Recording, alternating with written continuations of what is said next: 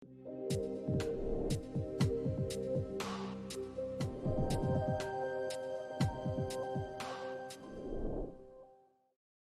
great privilege to introduce you to someone who I've only got to know over the last couple of years, but Lydia Read, who is part of the leadership.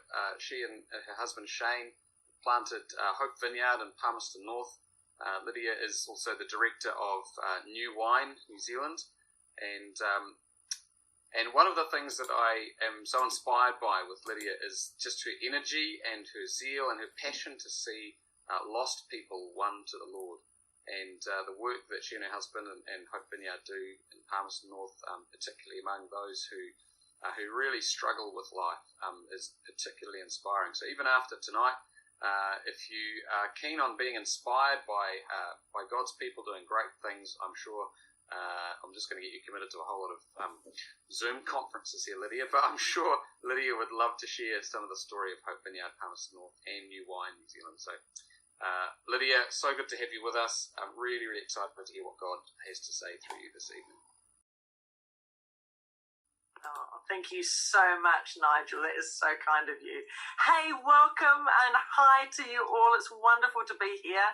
I must admit, as I look at all of your faces, I realise that in going to see my hairdresser and having my lockdown locks transformed into the COVID cut, suddenly I realised that I look more like Nigel than myself.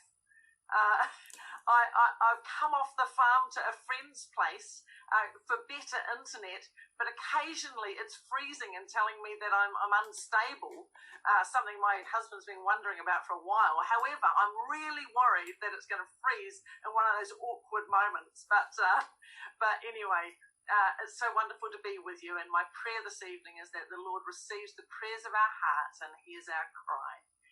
And I just love being amongst the faithful. But I want to lead us in a devotion this evening that points us to pray into two specific areas, and they are simply our attitude of gratitude, and in particular I want to pray thanks to God for his mercy and for how that plays out in our lives, and how that when we are thankful in all circumstances, it kind of sets us apart to look more like Christ. And secondly, the area that I wanted to pray into was the deep longing that's either burning in us or growing in us to see the least, the last, and the lost reconciled to the Father, and how that moves us to action right now. I hope that's going to be all right. But, it's tough, isn't it? I don't know how you guys are finding it, but I just reckon this season in the history of our world, it's tough. I don't know if you saw that Back to the Future meme with a caption that says, "Marty, whatever happens, don't ever go to 2020. I kind of feel like it says it all. This is not a time for the faint-hearted. It's not a time that space and time travelers would ever want to return to. But it's the time that God's been growing us for.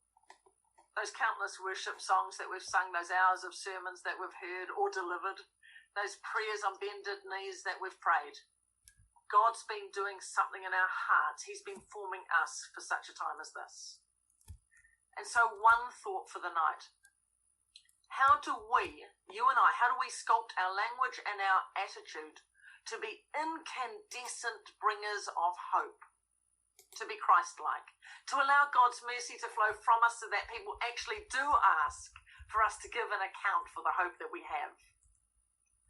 And it occurs to me that starts in our hearts, and that's our first place of prayer tonight. So often we Christians, we are not considered kind. We're thought of as judgmental or harsh, opinionated, hypocritical, and sometimes we are. When we hear an opinion different to ours, sometimes we react, and sometimes when we read an email that's challenging, we hit reply way too soon, or if we don't hit reply, we certainly think the thoughts. And they're the same thoughts that we think when we read Facebook or stuff comments. You know the ones. I hope you know them, and it's not just me. So my prayer at this time has been for a softening of my heart. Psalm 23:6 says, "Surely your goodness and love will follow me all the days of my life, and I will dwell in the house of the Lord forever." But, most of my life, I've read that verse as meaning when I'm good with God, I get the cherry on the top of getting good things and knowing God's love. But the more accurate reading of this word goodness is a picture of God's goodness saturating my life, dogging my everyday, overflowing from me, so that I'm known as a person of goodness, a person of mercy, a person of soft words and generous attitude. And that softening comes from knowing that there are good things in our days and that those good things come from the mercy of God. I've been thinking about the story Church of Hardness and actually even for Shane and myself, the things that we ourselves have been able to be part of these last few months. The tragedy that's hit some families, including those who haven't even been able to properly grieve their tragic losses. It's just so tough. And yet there's been great things that I've given thanks for. My mother, she developed this fear of choking by choking on a piece of bread in a supermarket car park one day. And she needed the rescue of a stranger. And this choking fear, it never quite left her. And when at the table, if something kind of caught in her throat, it was traumatic. And if she caught the flu and she became a bit wheezy, it was so frightening for her. And while struggling for breath, the panic that hit her eyes, it was horrible. And to the extent that you just wanted to burden that struggle onto yourself and to save her. And as a family 2 years ago, it was tragic that she died so young from breast cancer. But just recently I've revised that opinion. The possibility that she might have caught COVID and died cruelly gasping for breath, all alone, away from Dad, her sweetheart of 55 years. It speaks to me of God's mercy that she never saw this day. I just couldn't see it back then. And so right now, I give thanks that she didn't get to see this day, and that prompts me to say that goodness and mercy truly has flowed through our lives and the lives of my family. I was talking, as was Nigel a few days ago, to my dear friend Kenny Borthwick.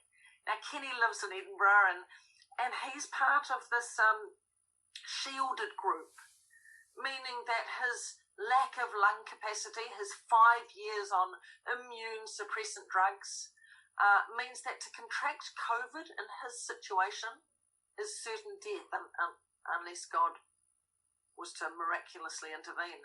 And so right now, he's living in isolation from his wife and his son, and they live in the top floor of his rather small house, and he lives in the 2 rooms downstairs, and he will live like this for a minimum of 4 months, and possibly they're telling him, until a vaccine is developed. And he will have to live like that with no human contact.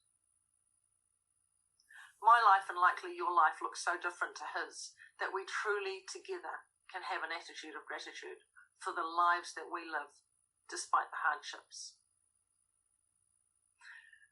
However, just in case you think I'm getting too soft, the question remains as we lead into prayer: is God preparing us for more?